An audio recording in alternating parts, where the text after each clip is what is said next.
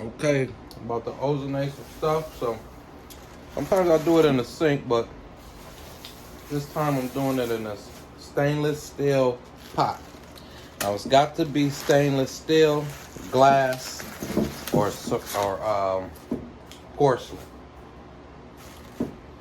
or ozonation to tear it up. If it's plastic, when you ozonate stuff, it'll eat the plastic up.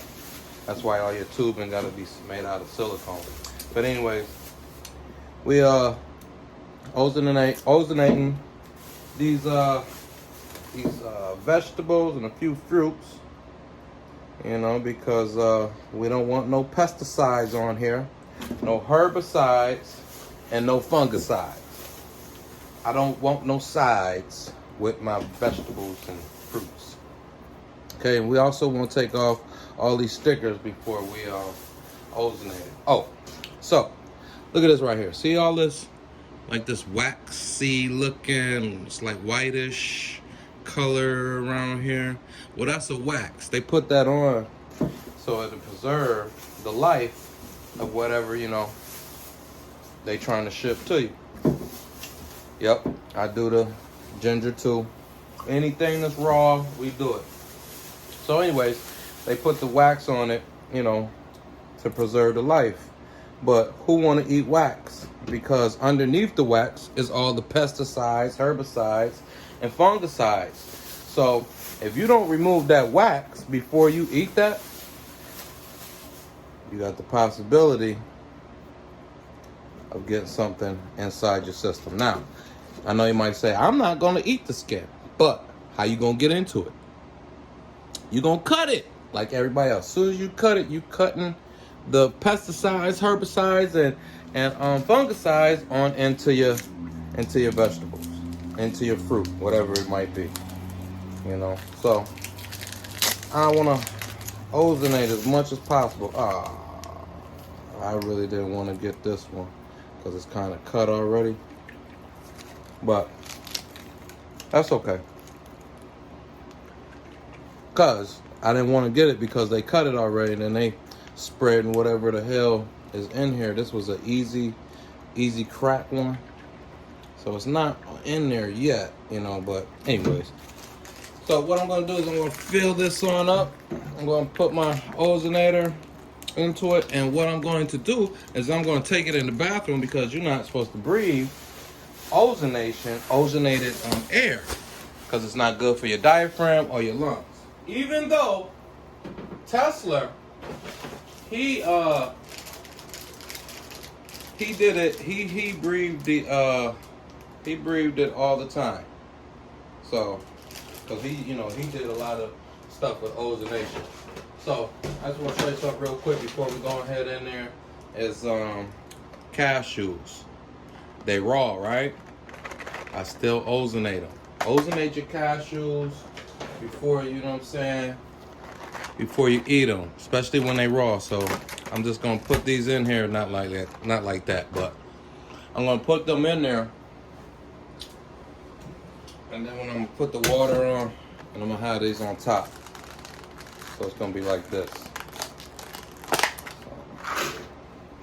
Anything that you can ozonate while it's raw, get the possibility of those sides off your food. You know what I'm saying? Also, you're removing the people's DNA structure off of your food. Okay? I mean, unless you like somebody else's DNA on your food, you know what I'm saying? Then don't remove it. But I don't want nobody else's DNA structure on my food, on the food for my family. Because then I got their thoughts inside of me. And I don't want nobody else's thoughts inside of me.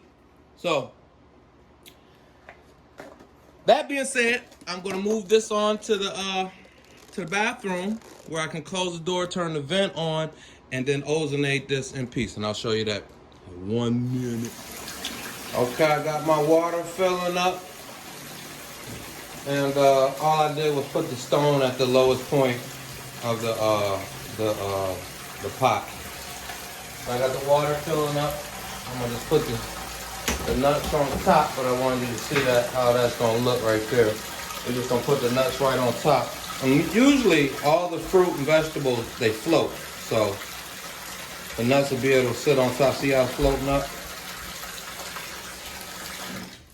Okay. So put the nuts on top. And push.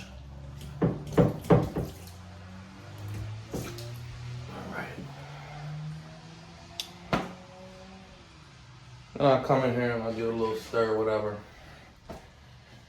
I turn the ozonator on. And I ain't got long before I gotta get out of here. But while I'm in here, see, I can do this right in the bathtub with my kids' toys and all that go up in the bathtub, is because the air that's releasing is killing all the bacteria, all the viruses, all the pathogens, all the fungus, all the mold that's in the air. It's killing it. I mean, you look at my grout, ain't nothing in my grout, and you know, we ain't the most cleanliest people in the world. But we're not worried about, you know,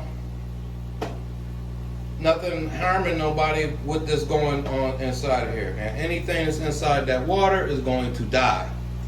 So jump in if you want to. You got a comment, jump on in the water and ask and tell me what you want to say. All right? Hey, day, baby. As you can see, and your nut's gonna be wet, so don't worry about it. Let them dry. Dry them nuts on out. You know, these wet nuts gonna be wet for a little while, but it's okay. They will dry out. Dry them nuts and they'll be all right. Okay. Make sure you dry your nuts before you eat them. Anyways, we're gonna drain all this out. A good thing to know is the water from here you can put into your plants. Use it for your plants. Your plants will love you. And there was like some mucus coming out, as you can see on there. It's coming out this coconut. I don't know if that was just the coconut like pulp coming out of here, or the coat. But again, like I said, it was cut open, you know, and I wish they wouldn't have cut it open, but that was my fault because I bought it like that. So anyways, you know, get all this stuff out, let it dry before you put it away, and that's it. Ozonated, fresh, no sides with it. All right, 8th day, baby, 8th day. I just want to tell y'all real quick that you can roast your nuts, roast your own nuts. Google it, you know how to roast your nuts once they is all dried out. But what I typically do is I roast them at 350 degrees for around 30 minutes, and I keep on constantly rotating them. Okay, that's if I want them roasted, but I usually leave them like that because I grind them up and I put them in sauces.